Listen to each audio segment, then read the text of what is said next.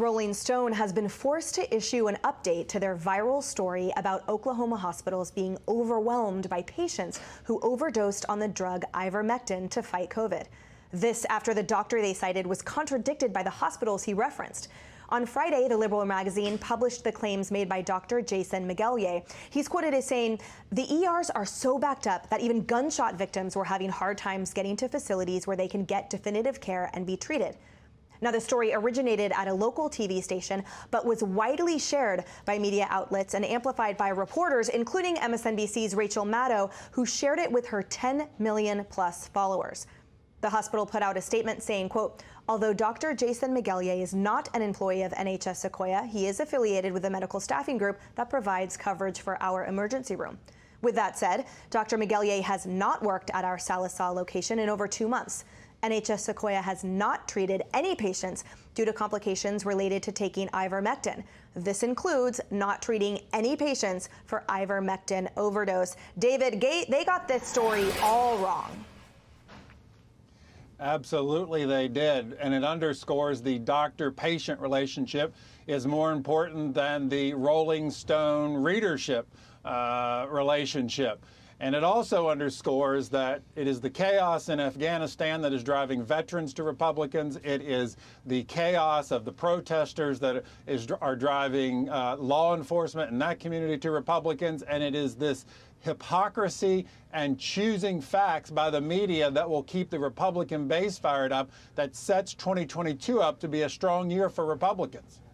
And Leslie, the issue is the magnitude, right? It's the amplification that occurs. So it goes from a local TV station and then spreads like wildfire to millions of followers and readers and viewers. And then the correction is probably amplified a fraction of such. When I was a kid, we used to go to these sleepovers and play a game called telephone. And you'd whisper something in somebody's ear, and by the time it went all the way around, in my case, the girls, circle of girls, the message came out completely wrong. And that's what we have here amplified, but we're dealing with human lives. Rolling Stone was irresponsible in its journalism or lack of journalistic practices. They should have verified. Today, Reuters put out a story that I just mentioned earlier that it said it could not verify. You don't put it out if you don't verify it.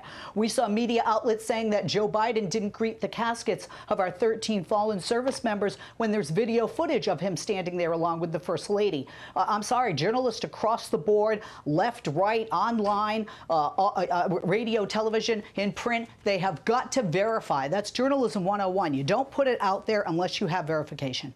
And Tommy, to Leslie's point, on the back end, though, Rolling Stone note that they did not apologize or retract. They just quoted the updated statement from the hospital. So there was zero accountability or taking of responsibility on their part for the lack of verification that Leslie mentioned.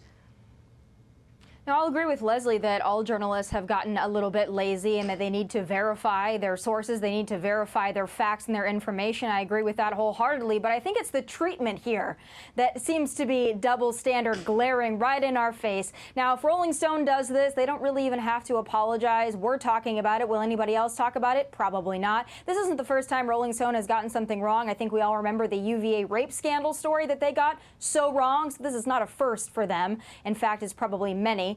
But I will say this. Now, if a conservative publication or a more conservative publication got something wrong, imagine the treatment. Imagine if one of us even says something about COVID that they deem to be misinformation or that they just simply do not like. They count us as murderers and saying we're trying to kill people and spread misinformation. The White House itself has worked with Facebook to try to tamp that down in any conversations about COVID. So it's the double standard here, to me, that is so aggravating and so annoying. And it's up to journalists on both sides of the aisle to hold each other accountable and end this. Kennedy. There's a fun saying in journalism. When your mother tells you she loves you, check your sources. No one's really doing that anymore. It's incredibly lazy. They don't need an update. They don't need a correction. They need a full retraction of this story. The premise of the entire story is false. That means the story is completely wrong. It is not based in fact. you have to retract the whole thing. You're not just correcting someone's name or a date or something incidental that doesn't change the thrust of the story. The entire story is wrong. And this is the kind of thing that gets stuck in people's heads, and they go, oh, well, I heard that horse dewormer is killing people faster than COVID. That is not necessarily true. So if we are so concerned that if we have the vapors over misinformation, this is a classic example of it.